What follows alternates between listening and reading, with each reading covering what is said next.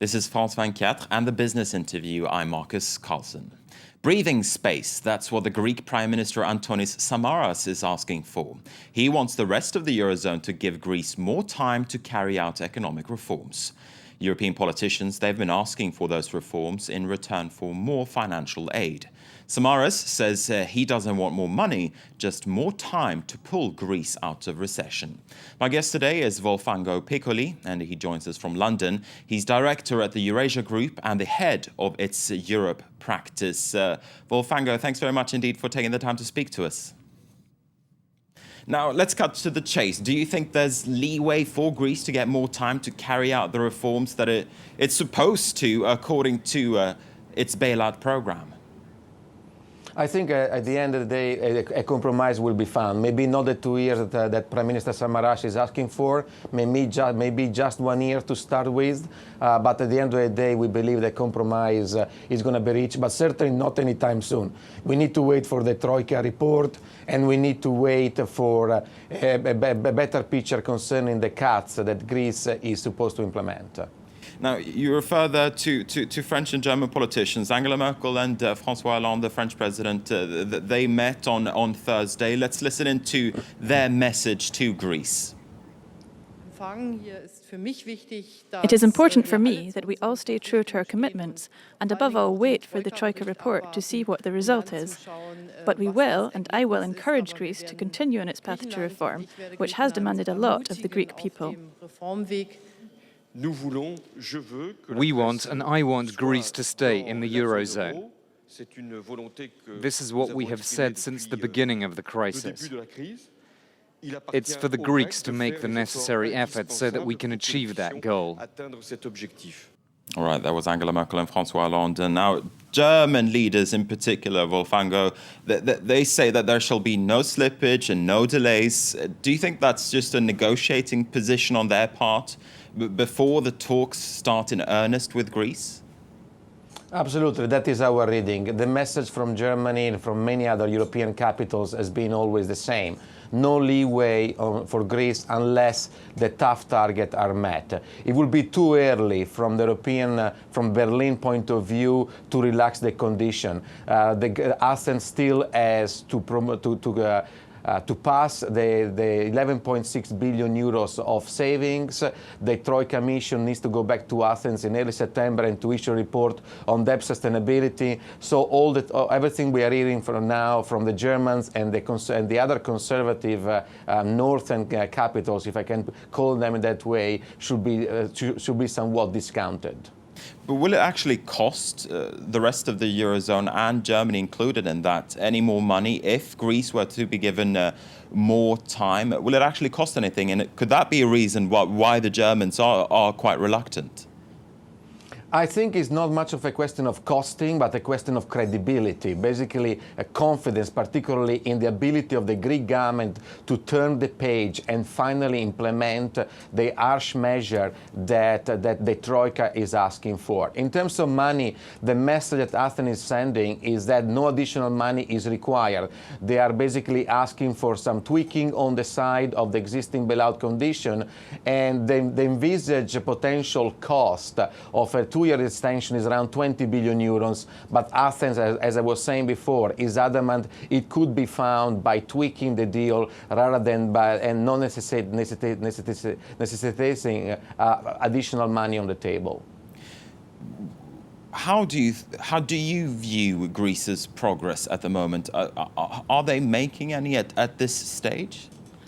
I think the new government so far has been fairly impressive in terms of its performance. I think, first of all, there is a very realistic assessment of where Greece stands at this point, first. Second, we have got the best economic team in place since the beginning of the crisis, both in the Finance Ministry and the Economic Development Ministry. We have a Prime Minister who is actually protecting his own Finance Minister, which is, again, a novelty, and the government has got the biggest parliamentary majority since the beginning of the crisis. So far, so good. The question, the crunch time anyway, is still has to come. That will come in the fall when the government has to push through Parliament the new round of cuts. But we are off to a good start here, basically. Is it still possible, though, that Greece could leave the Eurozone in the end of all of this? Everything is on the table at this stage, let's be very clear.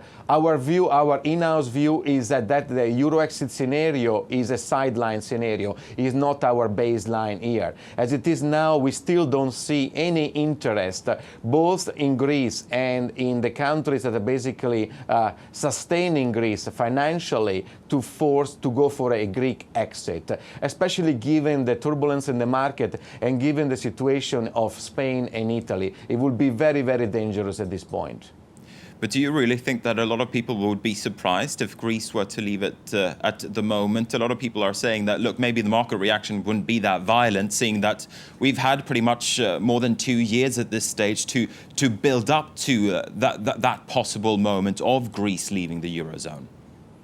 I don't think it will be a big surprise to the man on the street, because we've been talking about this now for months and the talk doesn't seem to cease any time.